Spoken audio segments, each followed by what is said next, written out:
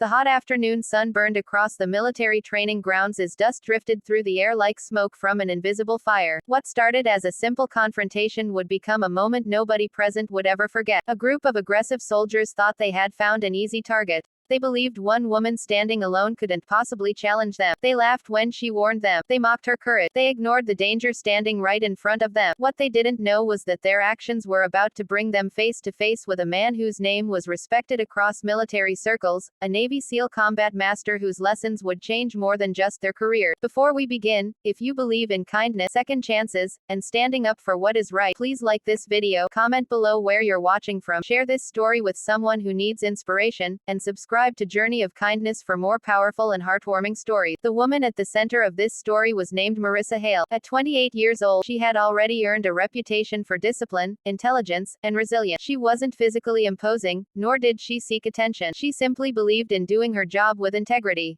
Raised by a hard-working single mother, Marissa learned early that respect wasn't something you demanded. It was something you earned through actions. She had recently been assigned to a joint military training facility in a desert region where personnel from different units gathered for advanced exercises. Although she excelled in her work, not everyone welcomed her arrival. Some individuals viewed her competence as a threat. Others saw her professionalism as arrogance. A few simply enjoyed making life difficult for anyone who stood out. Among those individuals was a group led by Sergeant Trevor Maddox. Trevor had built his reputation through intimidation rather than leadership. He enjoyed being feared. His friends followed him because it was easier than standing against him. Over time, their behavior became increasingly reckless, hidden behind jokes and excuses. Marissa ignored their comments during her first weeks at the facility. She focused on training and completed every assignment with determination. But Trevor's group interpreted her silence as weakness. Their teasing escalated. They blocked her path during exercises. They mocked her achievements. They spread rumors intended to damage her reputation. Every day became another test of patience. Still, Marissa refused to react emotionally. She documented incidents and followed proper channels. She believed professionalism would eventually solve the problem. Unfortunately, bullies often mistake patience for surrender. One afternoon, after a demanding training session, Marissa walked alone toward a storage area near the edge of the compound. The sun hung high overhead. Most personnel were either in the cafeteria or preparing equipment for the next exercise. As she approached a concrete divider, Trevor and several members of his group stepped into her path. The atmosphere changed instantly. Their smiles weren't friendly. Their eyes carried the confidence of people who believed there would be no consequences. Marissa stopped. For a brief moment, nobody spoke. The desert wind blew across the yard. Then she delivered a calm but firm warning. She told them this was their last chance to walk away and make better choices. The men laughed. To them, her words sounded ridiculous. How could one woman threaten a group of trained soldiers? What they failed to understand was that courage isn't measured by numbers. It is measured by conviction. The situation escalated quickly. Trevor moved closer, determined to humiliate her in front of anyone who might be watching. His friends joined in, surrounding her with aggressive confidence. What happened next shocked everyone nearby. Marissa didn't panic. She didn't beg. She didn't freeze. Years of training took over. When one soldier grabbed her arm, she reacted instantly, breaking free and creating distance. Another lunged forward and found himself stumbling backward onto the ground. The confidence on their faces disappeared for the first time. But numbers eventually overwhelmed skill. Despite her training, she was still facing multiple attackers. The confrontation became chaotic. Several personnel in the distance noticed the commotion and began moving toward the area. Trevor's group suddenly realized things had gone too far. Yet pride prevented them from backing down. Within minutes, security personnel arrived and separated everyone involved. An official investigation began immediately. Marissa remained calm throughout the process.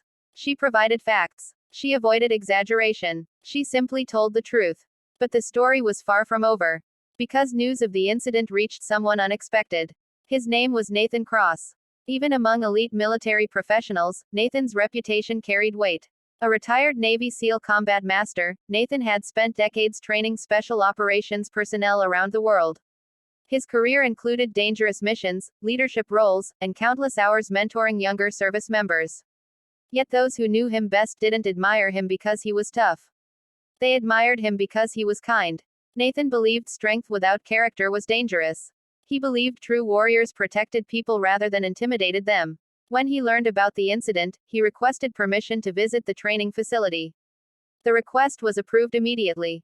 3 days later, a black vehicle rolled through the front gates. Personnel across the base quickly heard the news. Nathan Cross had arrived. Many expected him to deliver a lecture. Others assumed he would conduct a standard training session. Nobody anticipated what would actually happen. The following morning, every available soldier gathered on the main training field. The desert sky was bright and cloudless. Nathan stood before them wearing simple training gear. There was nothing flashy about him. No dramatic entrance. No attempt to impress anyone. Yet the moment he began speaking, complete silence settled across the field. He talked about responsibility. He talked about courage. He talked about integrity. Most importantly, he talked about kindness.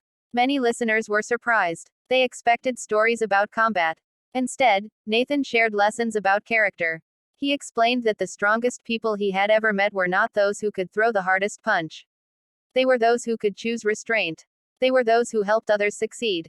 They were those who stood against cruelty even when doing so was unpopular. As he spoke, several soldiers lowered their eyes. The message felt personal. Then Nathan announced a practical training exercise. Everyone would participate, including Trevor and his friends. The exercises lasted throughout the day. Physical endurance, teamwork challenges, problem-solving scenarios, leadership evaluations. At first, Trevor attempted to dominate every activity. But Nathan kept changing the rules. Success required cooperation, not aggression. Success required trust, not intimidation. Again and again, Trevor's approach failed. Again and again, Marissa excelled. Not because she was stronger, but because she listened. She encouraged teammates. She remained composed under pressure. She treated everyone with respect. Slowly, the truth became impossible to ignore. The qualities Trevor mocked were the very qualities creating successful teams. Late that afternoon, Nathan gathered everyone beneath a large training shelter. The day had exhausted them. Sweat-covered uniforms. Faces reflected fatigue. Nathan looked around the room before sharing a story from his own career. Years earlier, during a dangerous deployment, his team had become trapped in hostile territory. Supplies were running low. Communication systems had failed. Stress levels reached dangerous heights. In those moments, survival depended on teamwork. Not rank. Not ego. Not pride. A young teammate had saved lives through calm thinking and compassion. That experience taught Nathan something important. People remember how powerful you were for a little while, but they remember how you treated them forever. The room remained silent. Many individuals felt emotional. Even Trevor seemed different. The confidence that once fueled his arrogance appeared replaced by reflection. The investigation concluded later that week. Evidence clearly supported Marissa's account. Appropriate disciplinary actions followed. Several members of Trevor's group faced consequences that would impact their careers. But something unexpected happened. Marissa requested leniency, not because she excused their behavior, not because she forgot what happened, but because she believed people could change. Her request surprised everyone involved, especially Trevor. For days, he struggled to understand why someone he had treated so poorly would show him mercy. Eventually, he asked to speak with her. The conversation lasted nearly an hour. No one knows exactly what was said, but witnesses noticed something remarkable afterward. Trevor began changing. The transformation wasn't immediate. Real growth rarely is. But he started taking responsibility. He apologized to those he had mistreated. He worked harder. He listened more. He encouraged younger soldiers instead of intimidating them. Months passed. The culture of the facility improved dramatically. People felt safer. Teamwork strengthened. Respect became more common. And much of that change traced back to a single moment when one woman refused to surrender her dignity. Nathan Cross visited the facility one final time before leaving. As personnel gathered to say goodbye, he looked across the training grounds with quiet satisfaction. The improvements were visible everywhere. Confidence had replaced fear. Respect had replaced intimidation. Kindness had replaced cruelty. Before departing, he offered one final lesson. He reminded everyone that every day presents a choice. People can use strength to hurt others, or they can use strength to protect them. The decision belongs to each individual. Years later, many soldiers still remembered those words. Some carried them into military careers. Others carried them into civilian life. But all of them understood the lesson. Real strength is not about domination. Real strength is about character. And character reveals itself most clearly when nobody is watching. If this story has touched your heart so far, please take a moment to like the video, leave a comment, share it with friends and family, and subscribe to Journey of Kindness. Your support helps spread stories that remind people the world still needs compassion, courage, and hope. Special request. Comment below with the words, "Kindness is strength," if you believe treating others with respect is one of the greatest forms of courage.